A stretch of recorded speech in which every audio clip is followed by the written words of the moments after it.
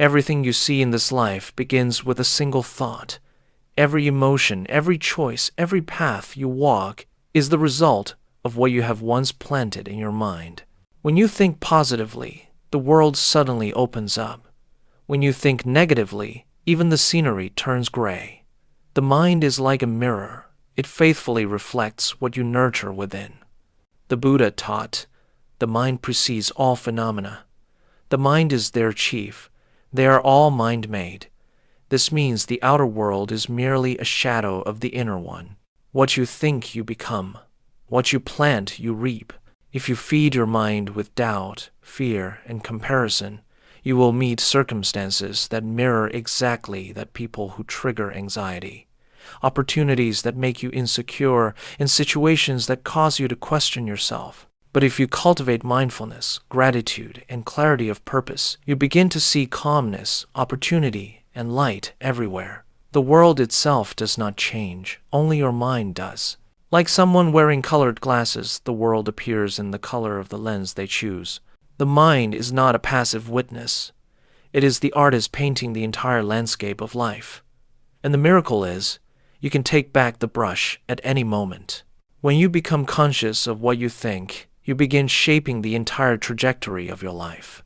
A single wholesome thought can change the wind of destiny, for thought gives rise to action. Action forms habit, habit shapes character, and character becomes fate. Observe your mind as a gardener observes their soil. The seeds you water each day, kindness or anger, hope or fear, determine the flowers that will bloom in your life. No one can plant for you, and no one can harvest for you. Each thought is a prayer sent into the universe, and the universe always responds with the energy you emit. Therefore, if you wish to change the world, don't start outside, start within. For when the mind is bright, the world is bright. When the mind is still, the world is still. And when the mind is pure, everything around you becomes clear. All reality grows from a single seed, the thought you nurture in your heart. The question is, what kind of seeds are you planting in your mind each day? In Buddhism, everything begins from a single thought. Each idea is a seed sown into the soil of the mind, and that soil is never empty. Today you are living in a garden grown from the seeds you once thought, believed, and nourished. If you plant seeds of compassion, you harvest peace. If you plant seeds of resentment, you harvest suffering. Thought is not invisible, it is living energy, the origin of every action, word, and decision. Those who understand the power of thought no longer treat it as something fleeting across the mind, but as the very karma-forming force, the first ingredient of reality. Imagine your mind as a garden. If day by day you quietly water the seeds of patience, gratitude, and understanding, the flowers of wisdom will bloom. But if you let anger, envy, and fear grow wild, weeds will soon cover everything. Life does not reward good intentions, it rewards the mind cultivated correctly each day. In the Noble Eightfold Path, right thought is the way that frees the mind from delusion. For if your thinking is wrong, even good deeds are tainted. But when your thoughts are pure, even in adversity, your heart remains serene. The body follows the mind's lead. Your words, actions, and even your aura are expressions of the thoughts that have taken root within. Therefore, if you wish to change your circumstances, don't try to force the outer world. Turn inward and examine the quality of your thoughts. Ask yourself, what am I planting in my mind today? Kindness or resentment, faith or doubt, light or darkness. Whatever seed you plant, that fruit will grow. The wise do not blame the world for their suffering. They look within their own soil and choose again what to plant. Meditation is that moment when the gardener kneels to look closely at the earth. When you observe your thoughts without judgment, you begin to see clearly which seeds are sprouting. Only then can you consciously replace weeds with flowers, fear with gratitude, anger with patience. Every thought you sow is an invitation sent to the universe. Sow thoughts of goodness, and you invite light. Sow thoughts of harm, and you invite shadow. Gradually, the outer world will mirror the inner one. Therefore, if you wish to reap peace, Begin with a single tranquil seed in your mind, for every realm of human life blooms from the thoughts one chooses to believe. The mind is like a garden open on all sides.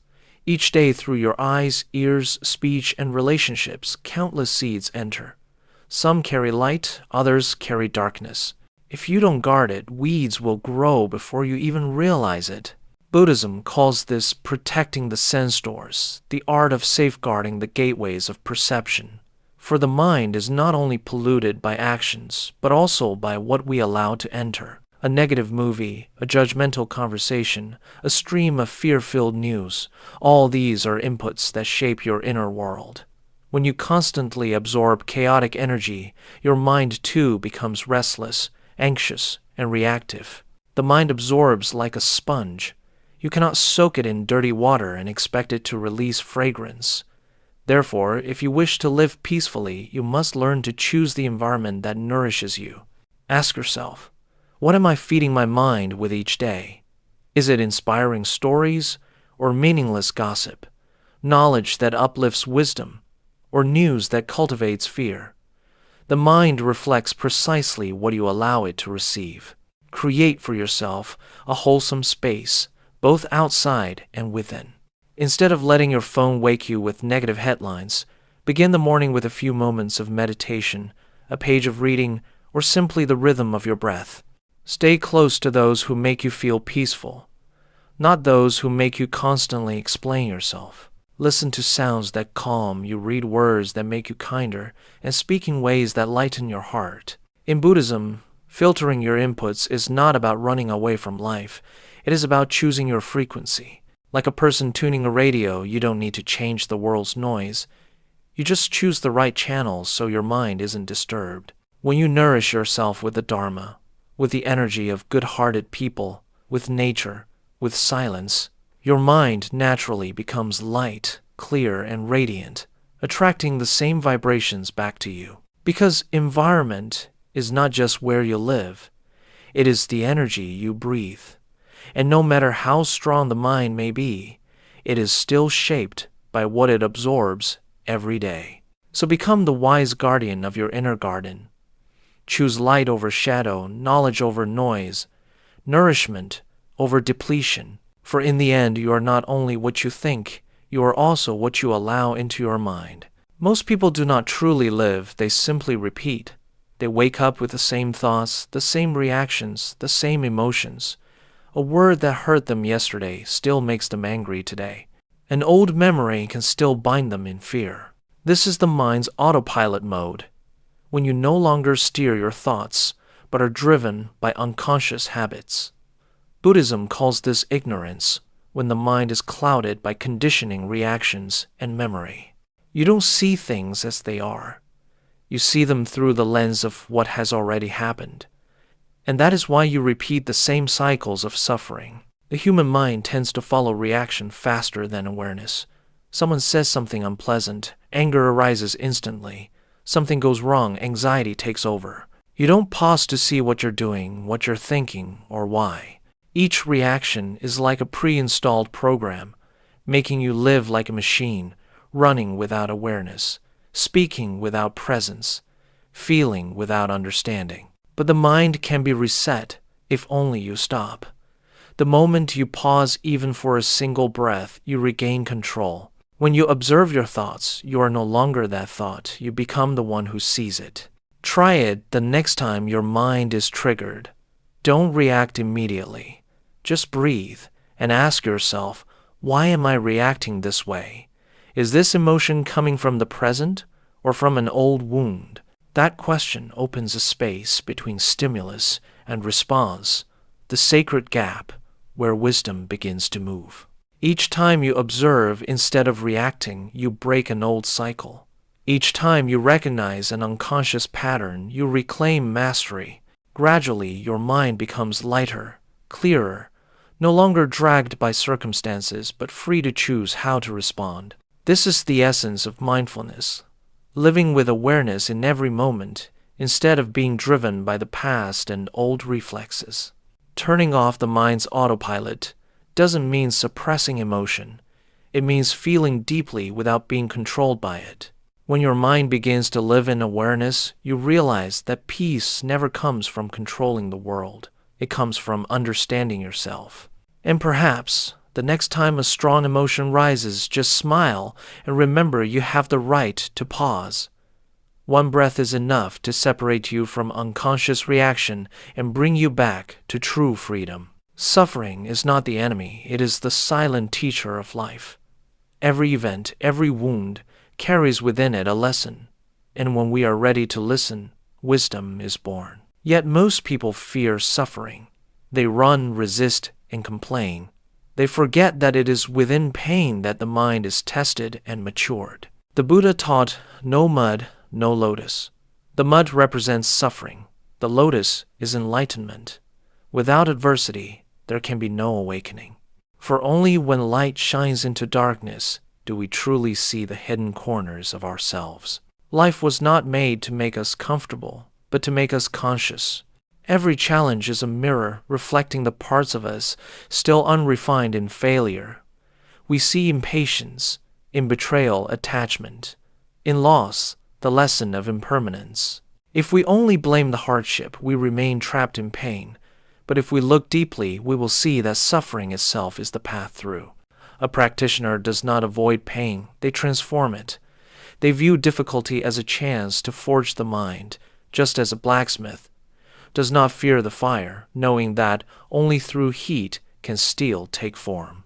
A spiritually mature person does not ask, "Why is this happening to me?" They ask, "What is this teaching me?" That single question turns calamity into blessing and pain into material for wisdom. When you learn to see every hardship as part of your awakening journey, your mind no longer collapses under adversity. You realize that pain does not come to destroy you, but to open you. It teaches humility, surrender, and the truth that nothing in life truly belongs to you. And in that realization, you become light. Suffering holds power only over those who resist it, but to the one who understands suffering, becomes fuel for transformation. Each time you face instead of flee, each time you accept instead of fight, your spirit grows a little stronger. That is why masters can smile in the midst of storms, not because they do not feel pain, but because they have learned to see the light within it. From this day forward, when life brings you trials, do not ask, "Why me?" Ask instead, "Who will I become through this?" Only when you understand the role of suffering can you be truly free within it. And when you turn pain into wisdom, every step of your journey becomes meditation in motion. Gratitude is not just a beautiful emotion, it is a state of wisdom. In Buddhism, gratitude is the root of happiness, because when the mind is grateful, it stops chasing and comparing. People suffer not because they have too little, but because they forget how much they already have. Each morning when you wake, to take a deep breath, to see the light, to hear the birds, to touch life around you, these are gifts that countless others no longer have. Yet ignorance convinces us that happiness must come from something grand, when in truth it is always hidden in the simplest things. Gratitude is the way out of the bottomless thirst of desire. When you are grateful, you shift attention from what is missing to what already exists, and in that moment, you become complete. The grateful person does not need more, because they see value in every small thing. A warm cup of tea, a friend who understands a peaceful day, all become miracles through the eyes of gratitude. The Buddha taught that craving is the root of suffering, while contentment is the root of peace. Gratitude is the daily practice of contentment, not resignation, but awakening. When you truly see how precious what you have is, you stop running elsewhere for happiness. Happiness is no longer a destination, it becomes your way of being. Begin each day with a moment of thanks. Before opening your phone, open your heart. Whisper to yourself, "Thank you for another breath. Thank you for another chance to live better today." Those few seconds can change the frequency of your energy for the entire day. Gratitude is like sunlight. Wherever it shines, it brightens. Even in your hardest days, there is still something to thank for. Thank the lesson in failure. Thank the opportunity to strengthen patience. Thank those who hurt you for showing you the value of compassion. Gratitude doesn't require a perfect life, only a mind willing to see deeply. Each time you silently say thank you, you are rewiring your mind from lack to abundance, from complaint to peace. And when the heart overflows with gratitude, it becomes light, clear, and vast. The grateful person is always happy not because they have more, but because they see more. So pause each day, even just for a few seconds, to whisper to life, "Thank you." For within those two simple words lies the entire secret of serenity. In Buddhism, visualization is not illusion. It is the art of training the mind. Everything you wish to become begins as an image in consciousness. When you learn to nurture that image with mindfulness and faith, you are planting the seed of the very reality you wish to live. The Buddha taught that the mind can be trained to give birth to any quality, compassion, patience, or wisdom, just as a gardener chooses which plants to grow. Visualization is the deliberate act of sowing those chosen seeds in the garden of the mind.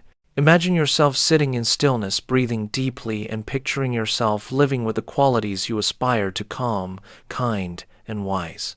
See yourself smiling in the face of challenge. Hear your own voice, gentle instead of reactive. Feel your heart opening even toward those who test your patience.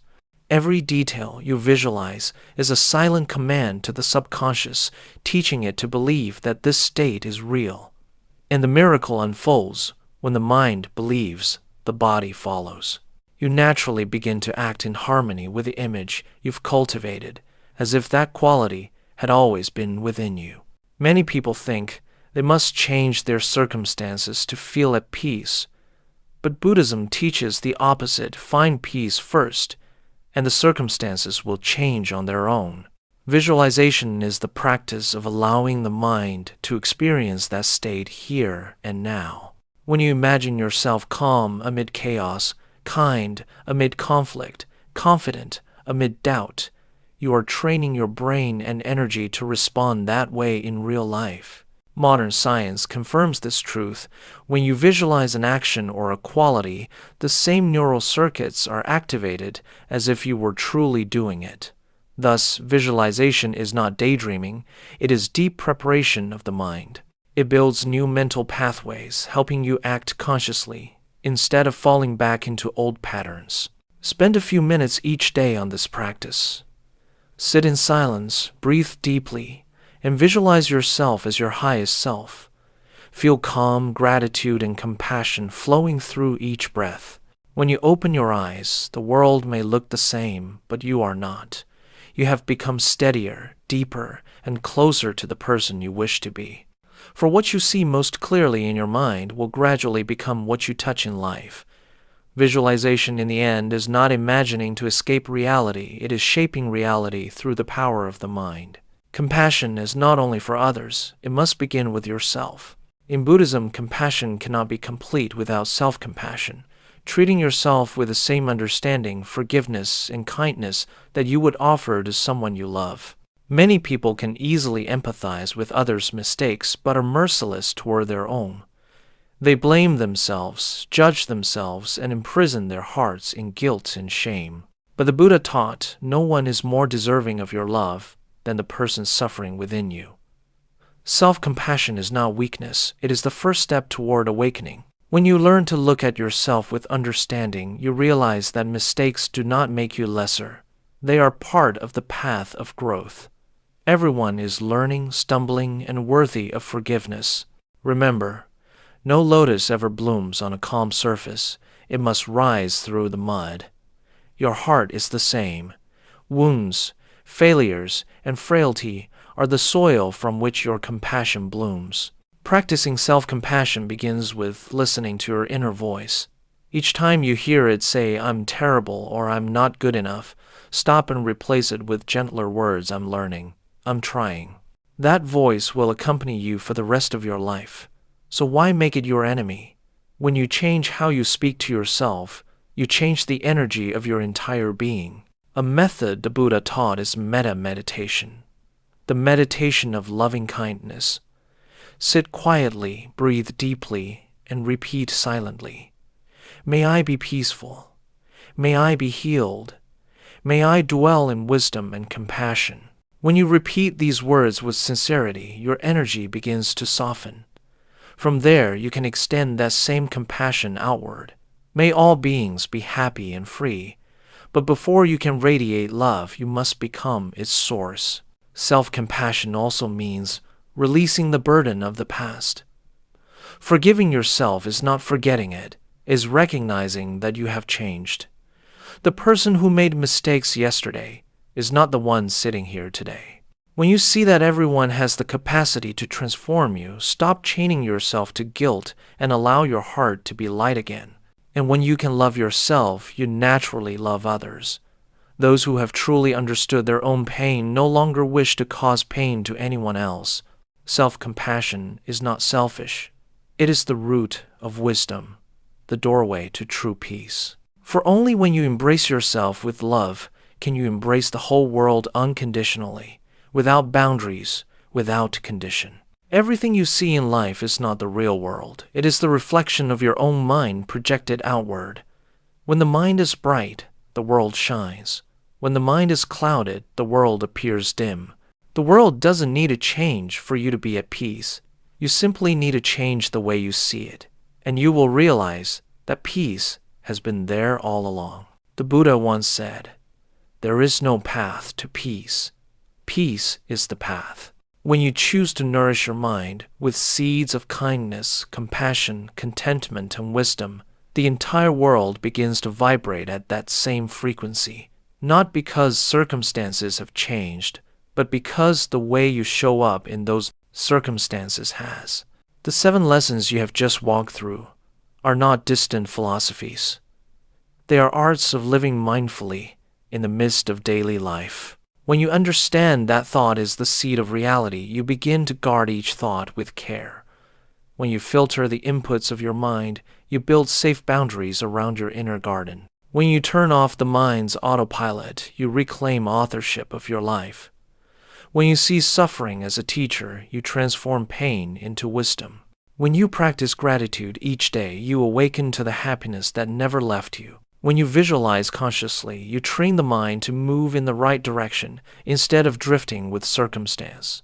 And finally, when you practice compassion toward yourself, you discover the key that unlocks lasting peace. These principles are not meant to be read for inspiration. They are meant to be lived one breath at a time in every word you speak and every choice you make. The mind does not change through knowledge, but through training. Each time you choose calm over reaction, gratitude over resentment, understanding over anger, forgiveness over blame, you take one step closer to the best version of yourself. And as your mind transforms, every relationship, every dream, every corner of your world begins to transform with it. Remember, you are not a victim of circumstance. You are the creator of your experience. Life doesn't give you what you want. It gives you what matches the energy you carry within.